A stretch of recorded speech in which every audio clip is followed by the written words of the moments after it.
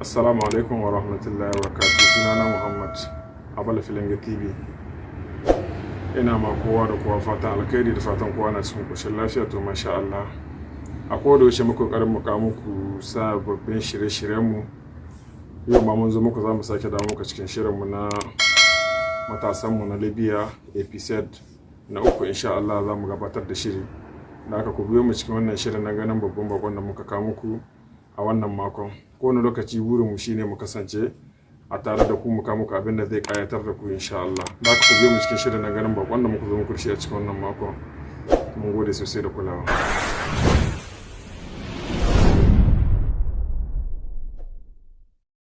Assalamu alaikum wa rahmatullahi wa barakatuh. Masu bibiyar wannan shafi mai albarka na Abala Filinga TV. Sunana Muhammad Abala Filinga TV. Kamar da muka gaya muku a baya idan ba ku manta ba muka ce ku biyo mu cikin wannan shiri namu mai albarka ganin bakon da muka zo muku shi a wannan makon. Da ya gabata za mu tattauna akan shirin mu ne na matasan mu na yau na Libya insha Allah episode na uku. Kamar da kuke gani gashi a gaban talabijin zai gabatar muku da sunan shi insha Allah. Assalamu alaikum. Da farko dai sunana Hamidu Muhammad ba bako bane da bisa wannan dandalin insha Allah mun yi gabatarwa ta farko tare da ku wanda sun kalla sun gamu insha Allah. Yau din ma an ƙara gaito mu ne saboda mu tattauna wasu abubuwa insha Allah. To da farko dai yau muna Lahadi 20 da watan Rabiul Akhir shekara ta 1445 shirin manzo Allah sallallahu alaihi wasallam ta daidai da miladiya 20 daidai da miladiya Lahadi 5 da watan Nuwamba shekara ta 2023. Da hakan gobe za mu tattauna cikin shirin mu ne na shin me yasa ake barin yara ƙanana suke zakwa Libya. Akan haka muke so mu tattauna insha Allah. Shin me yasa ake barin yara ƙanana suke zakwa Libya? Shirin mu ne yau insha Allah za mu tattauna akan hakan Allah sai yarda. Tambayar mu ita ce ta farko. Malam Hamid. Bismillah. To wannan tambaya ta ka ina ganin na fahimce ta sosai dai ka nufin dalilin da yasa yara ƙanana suke zakwa Libya. Ake barin yara ƙanana suke zakwa Libya. Sai kaga yaro karami dan shekara 10, dan shekara 9 ko a ce 11 zuwa 12 kuma bai mallaki hankalin kanshi sosai ba. Madadin a ce yana gida iyayensa suna kula da shi kuma sun sa shi makaranta ta islamiyya ta addinin namu na musulunci ko an sa shi ikon. Madadin shi kai kaga idan yana karatu gida ka gani hakan ya fi mamanci biskit sai kaga yaro karami bai ma san abin da yake ba sai ka gane shi a cikin Libya. To shin wai me yasa ake barin suna zakwa? To gaskiya wannan abin za a ce dai duk da cewa dai ba za a ce duka ba amma lokaci kaman halin rawa ma na sa haka nan. Za ga wani shi da kanshi ba son kanshi bane sa yaron shi ya zo Libya kawai dai saboda tattaunawa ko shi da kanshi ya zo Libya ga take to kenan ba kwa bane zai fata a ce ya turo dan shi na karami ba kenan dai ba hali bane ta kama bane ba da mutum iya ba shine kawai zai sa mutum ga ya turo yaron ko wasu kuma gaskiya ba rishin abin yi bane ko wance ba cikin matsi bane ba dole bane ba wasu kawai dai kaga ai dan wani ya tura dan shi yana zakwa Libya ya tura mishi wayoyi da kuɗi ai kan ba ne ka tura kuɗi yaron ka wannan tana ba guda bane shi wancan yaron shi ya kai shekara 20 ko 20 don abu ya mallaka kai misali shekara 20 ko 21 da biske da wanda a gwanda za ka mana to za ka goni Allah na razo shekara 15 14 nan wanda ko a gida ma Niger da yana can bai ma san me yake ba yanzu balle ka turo shi na Libya da karin kana zai baka a gani a wannan abu ne da kuma ta an gyara kuma san za ta fi da abubuwan. To shi tambayar mu ta bi shine shin aibu ne ko daidai ne ake barin su so? A magana ta gaskiya na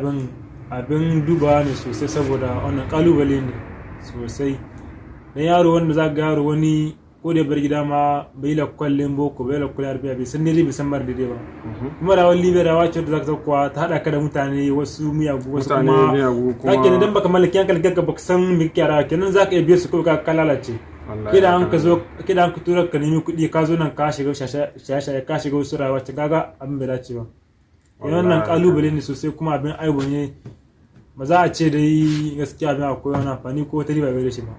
Kenan ka ce dai yaro karami da idan ya zo Libya da babban matsala ce wadda babban matsala sosai matsala ai ko su diya kuma sai garo ya zo yaro na bai hankalin kashi bai shi kaga za a tura yaro aiki balarabe ya zo yana abin mishi magana kaga shi ku bai gane kun balle bai san yadda abin gashi kaga kamar a ce yaro babba ne wannan zai yi hankuri wani abu to shi yaro kaga mishi kawai zai ga ya bata da gona kaga kwana biyu kuma sai ga an ci ai kamar na fahimce ka kan balarabe zai dauki aiki yaro shi ta wurin aiki da shi kuma yaron bai jin yare to balarabe zai yi mai magana hakan ga sai shi ce ya baro aikin kuma takan yi ma ba zai yi mai dokan shi kenan bakin wurin da aka dauki shi ai da sai ga wani sun ta masu an nemi an kyaru kusan kilo nawa wurin kuma sai kuma shi kadai sai abaci sai shiga neman mutum ga da sauransu kaga wannan abubuwan duka bin a ce abin a zo a duba na kuma aibu ne to shine tambayar mu ta uku anan dama tambayoyin guda uku ne shine taya ne za a magance wannan matsalar ne wai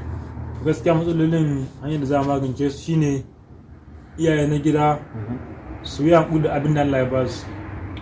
nuna ba ta kasha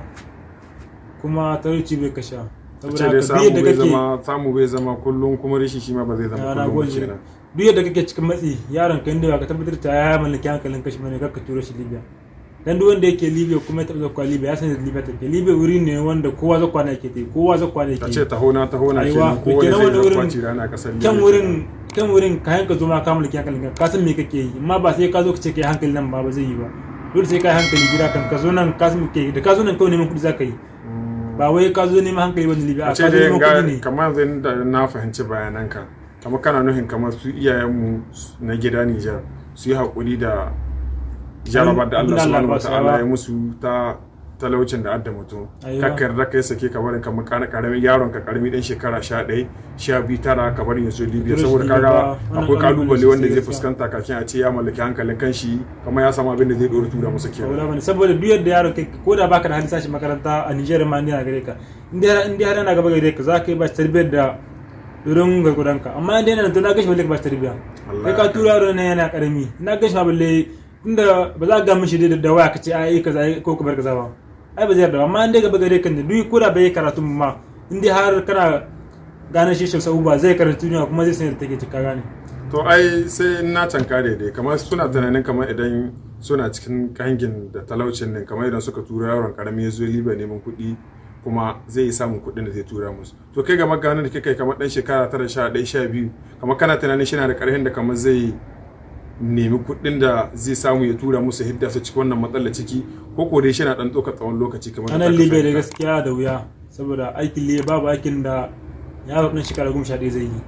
ko kan yi shi ma sai ga sai ya yi shi to ɗaya su biyu ya bari ya koma an maida shi ya bari an samu shi na aiki ya bari kannan ma ɓata lokaci ga da sauran abubuwa ga kalubalen kala saboda Libya yake ne wanda misali wanda ke zama hatta wanda ke zama hatta wanda zo Libya san me yake cewa hatta kaga ka san dai wannan yaro ba zai je ba saboda wata za a dauke ku wani aiki na wanda sai katu da katu zai yi na kin to ai na gwamnati idan kan lura kamar bakin mata zaka ganin su zanne bakin mata sun zo a ganin ku yaro zai ga yayin saboda shi bilarabe ne yanzu dokan shi bilarabe shahar aiki kuma sai aikin ba wani zai shin ba mutum mai kari ba ka san dai ba zai dauki yaro ko tisa sai ka gani Allah ba zai yi ba agona abin kalubale ne sosai kuma abin a tsaya a lura ne to kai yanzu misali to wani mataki ne kaga shugabannin mace su riga sun doka koko iyaye dangane da a hana waɗannan ƙananan yaro shiga Libya ba laifi bane a ce mutum kamar idan a ce dai baka da kaga abubuwa da warinka suke kuma kana son ka tallafa ma ma'aifinka da ma'aifiyarka san uwanka ba laifi bane ka fito amma kamar ƙananan yara wace hanya ta kaga kamata kamar shugabannin mu ko ikunan mu ko waɗanda kaga su ya kamata a ce su hana mu waɗannan yaran zakwa Libya ko kama akwai wata hanyar kaga za a yi biya ko da an gani sun zo kamar a gare za kan ga da za a mushe su gida kamar kai wanda irin mataki ne kaga kamata wanda za a bi za a mai da su gida kamar a samu a sa su karatu kuma ilimin kaga karatun boko kuma da wanga karatu na mu na addinin musulunci karon makarantar islamiyya kenan wace hanya ce kaga kamata za a bi da abagaci wannan matsalar to shi gaskiya halin wuya ko aka zace da halin rishi ba abin da ba ya sa ba za a ce mutum kada zulubi amma mutum ya tabbatar kan yazo dai kan ka tura yaron ka tabbatar yaron ga da ya kai minzilin nema kuma su shugabanni gaskiya abin sai sun sa hannu su ma sun sa hannu saboda idan ba za ka ce yanzu tun da yanzu kamar kana ma yaro zakwa Libya yanzu abu ne mawuyaci amma sai ya kamata ce a ɗauki matakai akan wannan abu ta hanyar koda ta hanyar idan an ga mutum zai zakwa ya kamata samu wasu ƙungiyoyi masu wayar mutane kai akan wannan abu kuma masu wayar da kananan yara waɗanda a ce za a mai da su gida ɗauki nauyin karatu su idan an ga yaro zai zakwa Libya karami za a samu wata proje ko ta kunta za ta tare shi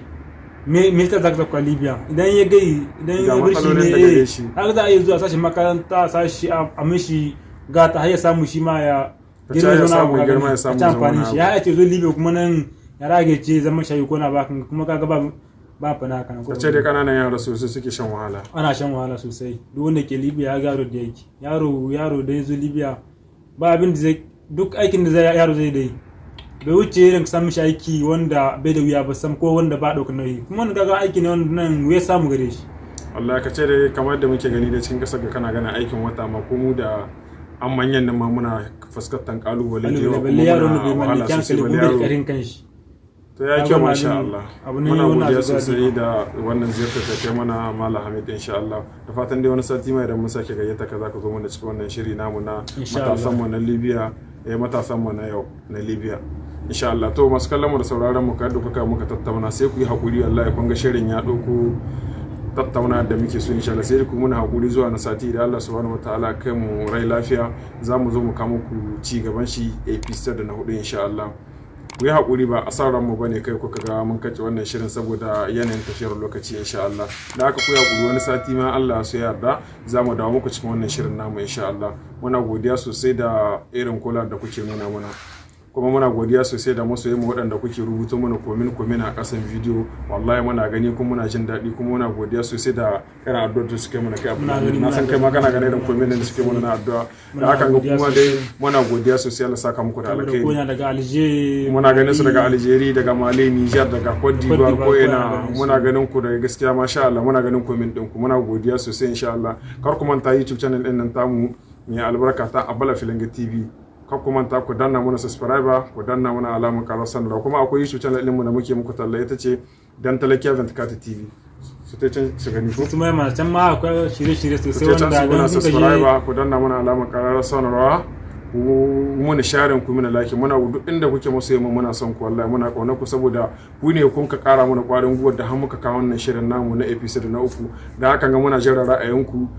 duk wanda yake da ra'ayi ya rubuta mana a karkashin comment wannan na video in ka kalla to abin da kake so idan kana da magana sai ka rubuta mana ta ƙasa